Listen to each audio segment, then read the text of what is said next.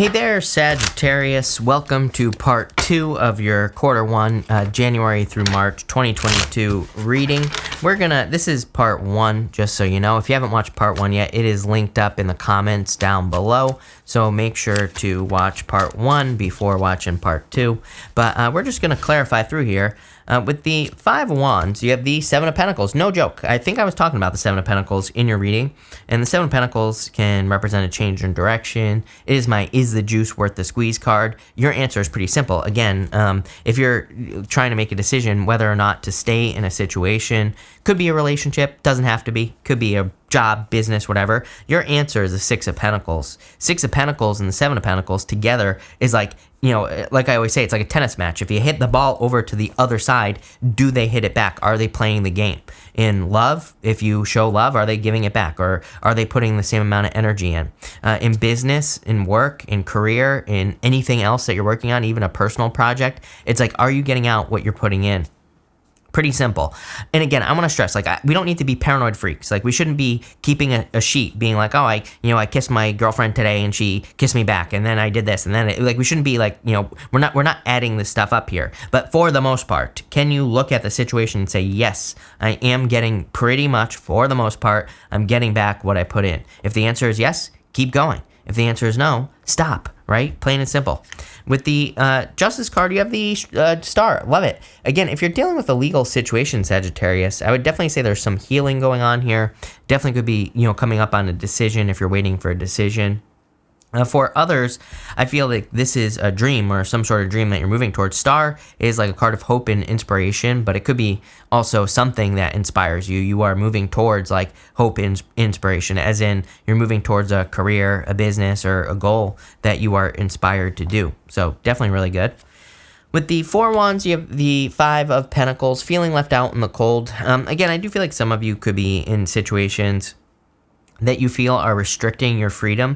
Doesn't even have to be marriage or just love with the Four of Wands. I feel this in multiple areas. We've already talked about this in your first reading. I feel restriction with that Ten of Wands in the sense that you could be feeling left out in the cold because, again, Six of Pentacles, you're putting energy into something, you're not getting energy out of it. So that's why maybe you're feeling this lack energy with the Five of Pentacles because you're not getting out what you put in. Plain and simple. So I feel for a lot of you, it's like this reading is saying it's time to let your personality shine, like the next card here says, and it's time for you to step into the light. With the Death card, you have the Six of Wands. Greatness, success, abundance, good things coming in for you. It's weird because I was feeling this envious energy from your reading, and the Six of Wands, it's a good card. It's a card of excellence, but these people back here, they could be envious. They could be jealous of his success. They might not like that he's being successful.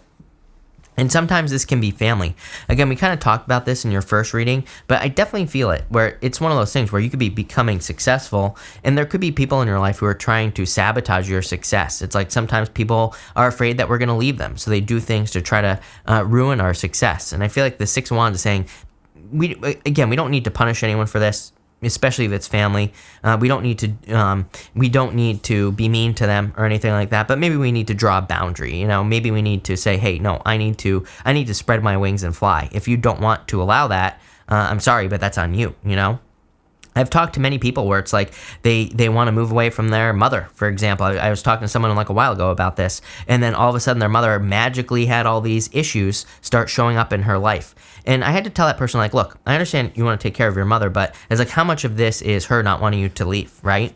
And that's basically what it was. It's basically her not wanting him to leave. And so it's like it's like, I understand, it's a hard thing, because I understand wanting to take care of your family, wanting to be there for your family, but at what cost? It's like, if it's costing you your future, then I don't think that's right. And I would be careful of that here, because I get that energy here. And again, I'm by no means suggesting that you don't help your sick mother if you have a sick mother or something like that. But what I am suggesting is at what cost? You need to figure that out. With the Six of Pentacles, Three of Pentacles, love it. Card of quality work, card of teamwork as well. And maybe this is part of your answer. Again, maybe you're dealing with a person in your life, could be your mother, father. It popped into my head as mother. Sorry, my camera might have just turned off, but I think that fixed it. But anyway, you might be dealing with that. Three of Pentacles is like teamwork. It's like instead of dealing with a person like that head on and go kind of butting heads, maybe you could say, hey, look, this is going to benefit you in the future as well, me living my life and doing my things. It's like, how can you co-create? How can you turn a situation like that around? And I do feel like this reading is saying that for sure. Same thing in love as well. It's like maybe you're dealing with a person, maybe you're noticing some jealous behavior, and maybe you're noticing it in yourself as well. And it could be one of those things where you can talk about it. You just say, hey, like, the Three of Pentacles reminds us that something has gotten too serious. She has polka dots on her cloak right here. And polka dots in the tarot say something has gotten too serious. Something needs to be lightened up. It's a card of, the polka dots in tarot basically represent needing to have more fun, needing to lighten the mood, needing to make things, bring things kind of back down to earth. He's standing on this bench right here. He needs to get off the bench and come back down to earth. So it's kind of like, can you maybe, if you're dealing with a situation like I described or something similar, it's like, is there something you can do to fix it? The Three of Pentacles basically says yes. With the Empress and the Ten of Wands, you have the King of Pentacles. It's so weird because I really do. I'm not saying this is what you're doing, but if I were to describe the energy of your reading, it's like you are leaving your mother. Like my friend. Basically, it's giving me those vibes of needing to spread your wings, needing to fly, needing to leave the nest. I've had other readings like this recently, and so again, take it how it resonates. You might literally be leaving your mother, but you might also be graduating from school. You might be, leaving one job to graduate from that and to get something bigger and better. And that's how I'm really seeing this reading. It's like you're kind of leaving the nest. You've learned everything you needed from a situation, basically the nest, and now you're leaving to maybe go build your own nest, right? And that's it's pretty simple, but it's a good energy. I like it. With the Lovers, you have the Moon card here. Fears. Yeah, it's like the fears of being on your own.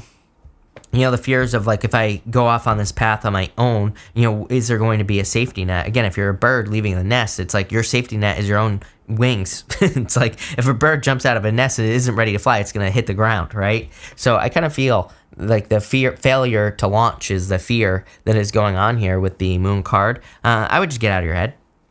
With the Knight of Cups, the Wheel of Fortune, you living your dreams. Again, Wheel of Fortune is your dreams. I don't care what anyone says. The Knight of Cups, he's looking into that cup. He is dreaming of his future life. Wheel of Fortune is also your dreams. It is your personal vision for your life. The Wheel of Fortune is your destiny. It's like, where is my life going? Where do I see my life going? Where do I see myself in 10 years? Blah, blah, blah. It is the Wheel of Karma, but it's also like the Wheel of Destiny as well.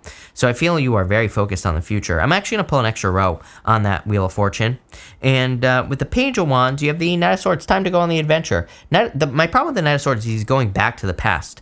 He's going, this direction in the reading. He's going towards the past instead of going towards the future.